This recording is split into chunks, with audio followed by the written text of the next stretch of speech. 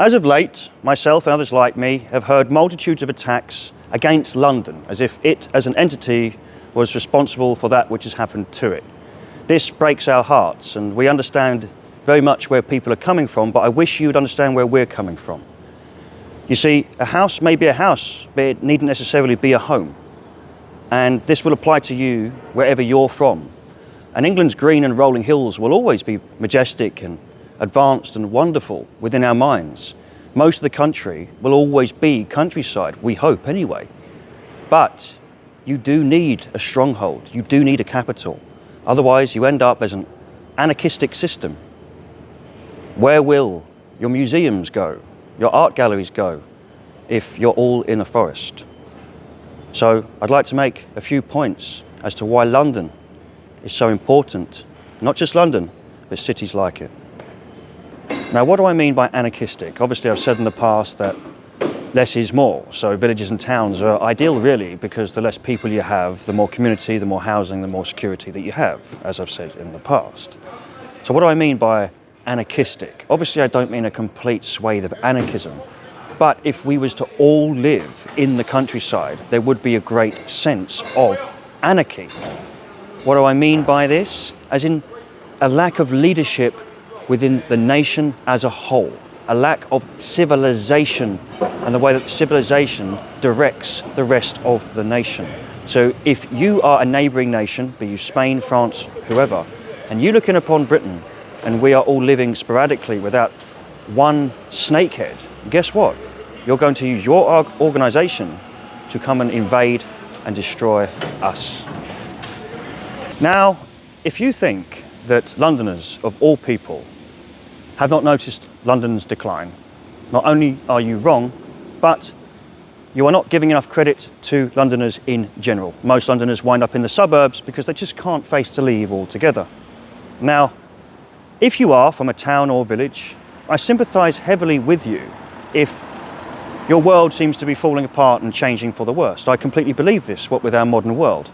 But then I ask you to dig deep and wonder what it must be like watching a city which is thousands of years old fall into utter disrepair. Whether you're walking on the banks of Vauxhall, the riverbanks by Vauxhall, or you're walking on Lower Thames Street, what you're actually walking on is more important than what's above you. I love our Regency, Edwardian, Georgian buildings, I love them.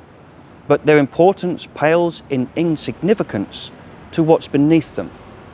Many people advocate that we just move abroad. We go to New Zealand or America and we all come back when things are fixed. But I put it to you that nothing will be fixed but utterly destroyed. And as I've said before, if we leave and turn our back on what's important, everything disappears. Not just these buildings, but the relics from the tribes of the Iceni. Romano-Briton relics, all gone. Then who's to say that we ever existed at all? So if we imagine for a minute that we did leave London, we left all of these great cities, and we came back later, what would really be waiting for us? As I referred to, it's very difficult for us to watch something that's so cultural and magnificent become an embarrassing city of decline, something which we're not proud of, we're ashamed of. Don't think we can't see that. But to conclude what I'm trying to say, and to further add as to why history itself is so important, if we really did get rid of everything in the past, it would give people too easy an ability to wipe the slate clean and manipulate the future in a way that we can't imagine. Not only is history vital in military tactics and culture, but it's vital in telling lies from truth. And if we do venture into a future without cities and without the relics within the museums that are so important, then the people of the future will quite easily paint a reality which no one could have predicted, and no one of that new reality will ever know that we, or this beautiful world of ours, ever existed. You may hate what London has become, but you will never hate London as much as those of us that love it.